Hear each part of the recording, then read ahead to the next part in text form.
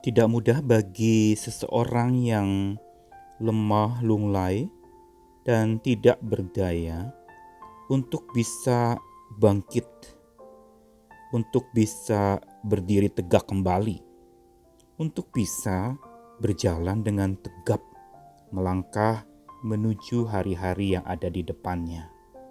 Saat lemah lunglai dan tidak berdaya, justru pada saat itulah sebenarnya manusia paling membutuhkan kekuatan dari luar dirinya yang menopangnya.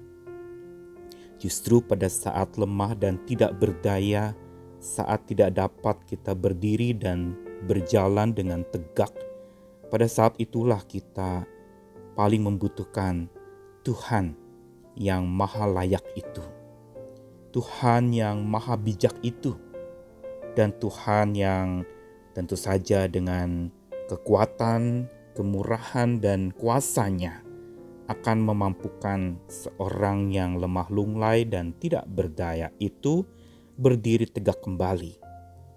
Saya Nikolas Kurniawan menemani di dalam Sabda Tuhan yang menyapa kita lagi hari ini, masih dari Mazmur 147, Mazmur Haleluya, Mazmur puji-pujian kepada Tuhan.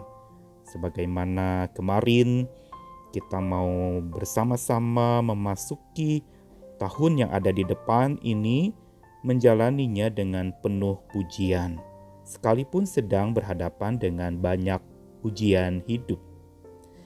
Mazmur 147 ayat 4-6, saya bacakan. Ia menentukan jumlah bintang-bintang dan menyebut nama-nama semuanya. Besarlah Tuhan kita dan berlimpah kekuatan. Kebijaksanaannya tak terhingga. Tuhan menegakkan kembali orang-orang yang tertindas, tetapi merendahkan orang-orang fasik sampai ke bumi. Bila kita mau mengumpulkan rangkaian alasan mengapa kita layak memuji Tuhan dan Tuhan layak dipuji oleh umat-Nya, maka kita akan menemukan rangkaian yang panjang sekali alasan-alasan kenapa kita layak memuji Tuhan dan kenapa Tuhan layak untuk dipuji. Kalau dikatakan terlebih dahulu bahwa Tuhan itu berkarya untuk sekumpulan orang-orang, lalu berkarya secara pribadi, maka di dalam ayat 4 Mazmur 147, di sini Tuhan justru melakukan sebuah karya yang membangkitkan pujian bagi orang percaya, yaitu Tuhan campur tangan. Dia berintervensi di dalam karya ciptaannya. Dikatakan ia menentukan jumlah bintang-bintang. Ini karya yang lebih lanjut lagi, bukan saja kepada sekumpulan orang, bukan saja kepada orang-orang secara pribadi, tetapi juga kepada alam semesta ciptaannya. Dikatakan dia menentukannya. Ini makin lagi membawa kita kepada sebuah pemahaman. Alasan memuji Tuhan itu begitu banyak. Dan kalau dia penentu jumlah bintang, bahkan menyebutkan nama satu persatu semuanya, itu bukankah menunjukkan betapa berkuasanya Tuhan kita? Betapa dahsyatnya, betapa luar biasanya. Sehingga digambarkan dalam ayat yang kelima, dia sungguh besar, agung, dan dia penuh dengan kekuatan. Ini menjelaskan kepada kita bahwa Tuhan kita maha besar dan maha kuat, maha kuasa. Tetapi yang menarik di dalam ayat kelima, dikatakan bila Tuhan besar dan maha kuat itu, dilanjutkan dengan sebuah perkataan yang sedikit kontras dengan sebelumnya. Kebijaksanaannya tidak terhingga. Tuhan Maha Besar dan Maha Kuasa tidak membuat dia menjadi pongah atau besar kepala.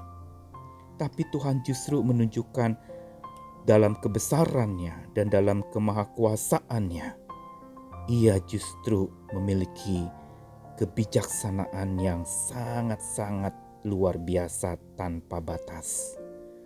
Kebijaksanaan yang digunakan di sini digunakan akar kata dalam bahasa Ibrani bin, yang artinya adalah sebuah pengertian yang mampu untuk membedakan akan hal-hal baik, akan hal-hal buruk, atau hal-hal apapun yang terjadi di dunia ini. Kebijaksanaan atau pengertian untuk mampu membedakan, inilah sebenarnya yang paling kita butuhkan pada masa krisis. Karena ketika kita menghadapi krisis, seringkali semua bercampur aduk.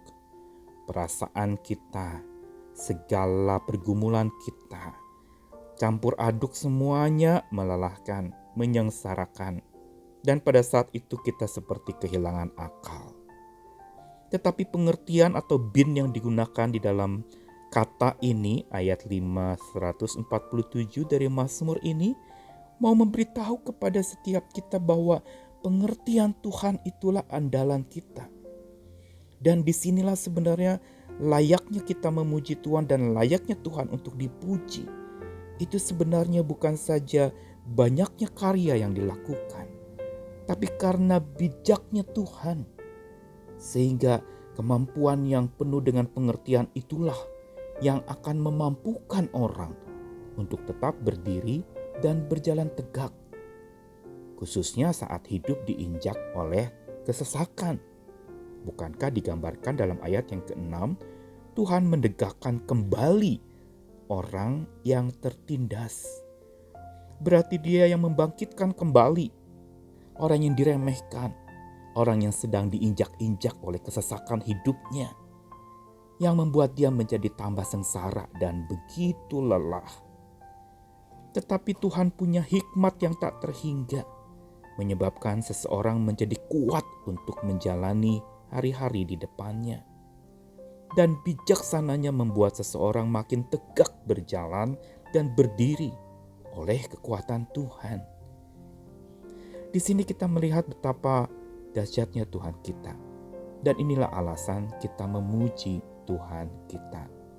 Bukan saja karena banyaknya yang dia kerjakan, tapi karena bijaknya yang tak terhingga itu yang membuat hidup kita menjadi tegak, terus berjalan bersama dengan Tuhan.